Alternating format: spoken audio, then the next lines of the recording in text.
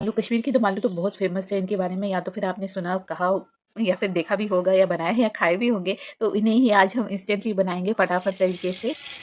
10-12 छोटे साइज़ के आलू ले लेंगे, उन्हें एक चुटकी में छील लेंगे और उनमें इतने छेद करेंगे कि उनमें तेल और मसाला अच्छे से घुस जाए। गरम तेल में गोल्डन ब्राउन होने तक फ्राई करेंगे और फिर निकाल देंगे। गरम बचे हुए तेल में गैस बंद करके डालेंगे तेज पत्ता, लौंग, ज़ीरा, हींग, दालचीनी, बड़ी इलायची का पाउडर, कश्मीरी लाल मिर्च, हल्दी। मसालों को कुछ सेकंड्स के लिए भून लेने के बाद इसमें डालेंगे दही, मिक्स करेंगे और फिर डाल देंगे पानी। पानी डालने के बाद गैस को ऑन कर लेंगे।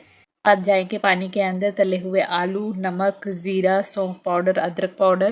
बस अब हमें कुछ खास नहीं करना है, अब हमें देना है इसे प्रेशर। कुकरी का ढक्कन बंद करेंगे और इसे देंगे हम प्रेशर 20 मिनट के लिए मीडियम आंच पर।